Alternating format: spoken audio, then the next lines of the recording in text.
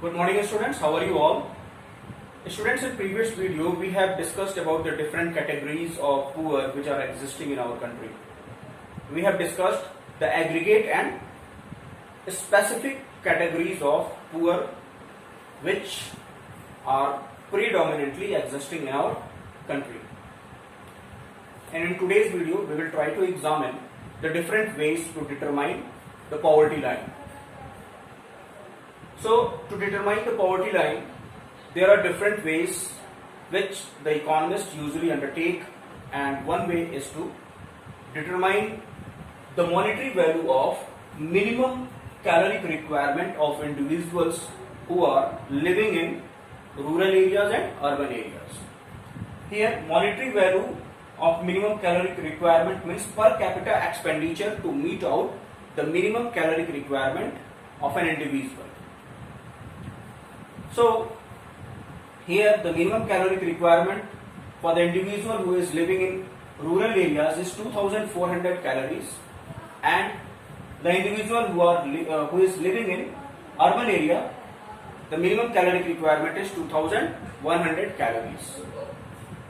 But we have to convert this caloric requirement in its monetary value. तो जब government ने calculate किया तो ये मॉनेटरी वैल्यू रूरल एरियाज के लिए निकल के आई 1000 रुपीज पर पर्सन, और अर्बन एरियाज में ये कैलोरिक वैल्यू की जो मॉनेटरी वैल्यू है वो निकल के आई 816 रुपीज पर इंडिविजुअल या पर पर्सन. तो हमने देखा कि सिर्फ कैलोरिक मिनिमम कैलोरिक रिक्वायरमेंट की मॉनेटरी वैल्यूज को अगर हम निकाल लें तो हम पॉवर्टी लाइन को इजिली डिसाइड कर सकते हैं. तो गवर्नमेंट ने इसी मेथड का यूज करके इंडिया में पॉवर्टी लाइन को डिसाइड किया. So in 2011-2012 the poverty line was decided as the consumption of ₹816 in urban areas per individual and 1000 in rural areas per individual.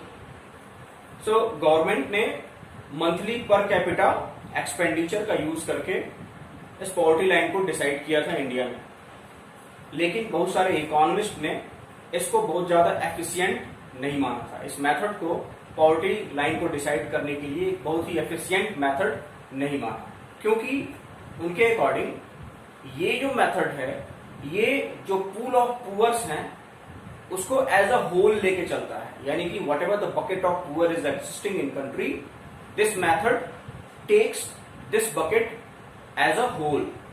इससे क्या दिक्कत आती है? इससे ये दिक्कत आती है कि हम ये डिसाइड नहीं कर पाते कि कौन ज्यादा पुअर है कौन कम पुअर है, किसको फैसिलिटीज की ज्यादा रिक्वायरमेंट है किसको कम रिक्वायरमेंट है, किस पुअर को एजुकेशन की रिक्वायरमेंट है किसको हेल्थ की रिक्वायरमेंट है. तो it was very difficult and cumbersome for policy makers to decide which section of the poor requires which kind of facilities for their development. So this was the flaw of this particular method of deciding the poverty line in India. इस method के साथ एक और problem ये है कि ये method जो है सिर्फ इनकम और एसेट को ही एज अ फैक्टर कंसीडर करता है पॉवर्टी लाइन के लिए, पॉवर्टी लाइन को डिसाइड करने के लिए, लेकिन और बहुत सारे फैक्टर्स हैं जैसे लिटरेसी रेट है, हेल्थ है, एजुकेशन है, सैनिटेशन है. तो इन सारी चीजों की बात ये मेथड नहीं करता है. ये मेथड सिर्फ और सिर्फ ये बात करता है कि if a person is having this much of assets and his income is this particular figure, it means की he can be a sample to determine the poverty line.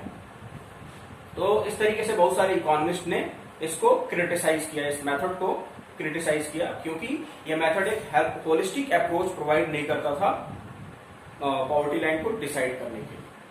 So due to various limitations of official estimation of poverty line, the different economist decided different ways to find out the poverty line. For example Amartya Sen, आप सबको पता होगा, एक famous economist हैं, उनको Nobel prize मिला था. उन्होंने सेन इंडेक्स करके एक मेथड निकाला पॉवर्टी लाइन को डिसाइड करने के लिए.